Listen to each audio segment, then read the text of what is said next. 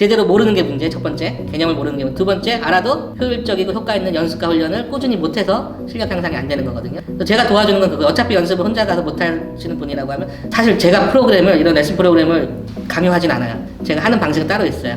학생이 주도적으로 자기 스케줄을 짜게 하는, 그게 더 효과가 있어서.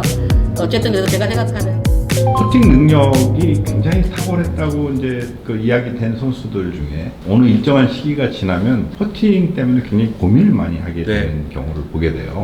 다른 샷에 비해서 퍼팅은 조금 더 꾸준하게 퍼포먼스가 이어질 것 같단 말이죠. 실제로는 꼭 그렇지도 않은 것 같아요. 이 퍼팅의 그 성과라는 게 우리가 눈에 보여지는 그 퍼팅 수나 뭐 3퍼팅 수나 이런 게 사실 그 선수의 나이가 들어가면서 거리가 줄고 먼 거리에서 그린을 올리다 보니까 정확도가 떨어지고 이러면서 퍼팅을 못하는 것처럼 데이터가 나오고 눈에 보일 수가 있어요. 그래서 그런 걸 좀 잘 이제 판단해 봐야 되고, 이게 정말 퍼팅의 미스인지 다른 부분에서의 어떤 미스인지. 그리고 이제 그 잘했던 선수들이 갑자기 잘 안 될 때의 대표적인 원인은 아까 제가 말씀드린 것처럼 재능이 기술화되지 않은 선수들. 그러니까 재능으로만 잘했던 선수들이 내가 감이 좋을 때 잘 들어가던 걸 충분히 했지만 안 되기 시작하면 원인을 본인이 모르는 거예요. 내가 뭘 연습해야 될지도 모르겠고 어떤 체크리스트가 있는지도 모르겠고. 그래서 그게 기술화가 됐는지 안 됐는지를 우리가 이제 알 수 있는 근거는 타이거즈나 잭 니클라우스나 다 자기가 하고 있는 모든 동작을 서술로 글로 다 썼어요. 내가 왜 그걸 하고 있는지, 왜 원인이 뭐고 왜 그걸 그렇게 해야 되는지 다 글로 적은 선수들이죠. 그게 기술화가 됐다는 얘기예요. 근데 그거를 글로 못 적는 선수들은 기술화가 안 된 거예요. 왜 그러는지 설명 못하고 그냥 감으로 그렇게 한다. 그러면 그 감이 사라졌을 때 다시 찾아가는 그 시간이 굉장히 슬럼프가 오래 걸립니다.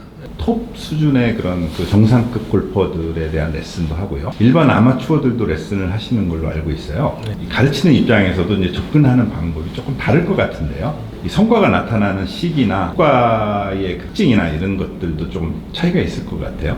아마추어든 선수든 일단 이 학습이라는 거는 장기적인 플랜이기 때문에 단기적인 효과가 있는 거는 거의 불가능합니다, 이게. 제가 우연하게도 운이 좋게 선수들이 한 번 레슨 받고 그 다음 주에 우승하는 케이스가 너무 많았어요. 그래서 그게 소문이 나갔고 뭐 거기 갔다 와야 우승을 한다 뭐 이런 게 이제 돌았는데 사실 그거를 저는 되게 안 좋게 생각해요. 그거는 운이 좋은 거다. 특별하게 어떻게 그렇게 된 거지. 내가 잘해서 그런 것도 아니고, 그리고 어떤 레슨도 그렇게 하루 받고 그 다음에 효과가 나오는 거는 어렵다. 근데 고맙게도 운이 좋아서 그런 일이 자꾸 생겨서 미신이지만 너희들이 그걸 믿고 있는 거는 바람직하다. 골프가 또 멘탈의 운동이기 때문에. 그래서 아마추어든 프로든 학습은 장기적인 플랜이라는 건 똑같고, 그리고 아마추어 분들의 퍼팅의 이제 미스는 잘못된 개념들을 너무 많이 가지고 있어요. 일단 머릿속에. 하얀 백지면은 오히려 쉬운데 이미 우리가 계속 들어왔던 다양한 레슨들 중에 이제 오해가 많다는 거죠. 그 오해가 잘못된 연습을 하게 하고 잘못된 결과에 해석을 하기 때문에 그게 이제 안 좋은 습관으로 이어지겠죠. 예를 들어서 뭐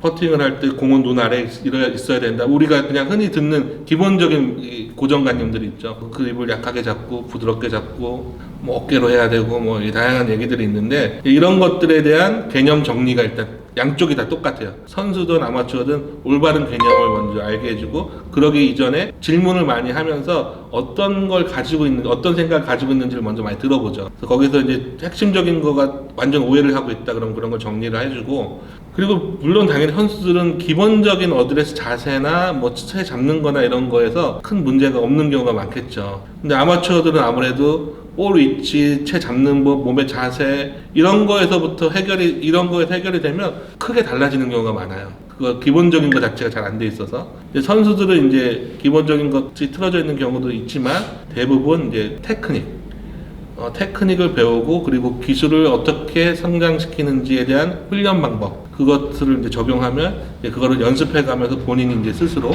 기술을 성장시키는 그런 과정을 보게 됩니다.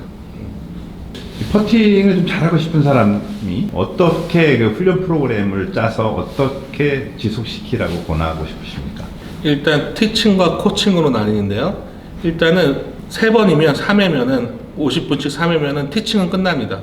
머리로 배워야 될 건 다 배우는 거예요. 3번이면 퍼팅에서 필요한 거는. 나머지는 이제 연습과 PT 운동할 때 PT 받듯이 연습과 훈련을 제가 도와주는 개념이에요. 대부분 제대로 모르는 게 문제. 첫 번째 개념을 모르는 게 문제. 두 번째 알아도 효율적이고 효과 있는 연습과 훈련을 꾸준히 못해서 실력 향상이 안 되는 거거든요. 그래서 제가 도와주는 건 그거. 어차피 연습을 혼자 가서 못하시는 분이라고 하면 선수는 당연히 선수니까 연습을 계속 내가 가이드를 해주는 거고, 그래서 올바른 칭을 3회 정도 받고, 그리고 한 정기적으로 훈련을 꾸준히 받으시면 가이드 안에서 필요한 훈련을 제가 이제 디자인을 계속 해주겠죠. 그분에게 필요한, 그렇게 적어도 사실 제가 프로그램을, 이런 레슨 프로그램을 제가 강요하진 않아요.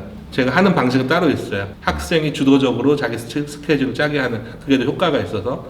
어쨌든 그래서 제가 생각하는 그 개념은 한 8회 정도 배우면 나머지 5회를 연습을 쭉 같이 해보면 연습과 훈련을 어떻게 해야 되는지까지 본인이 이제 습득을 해요.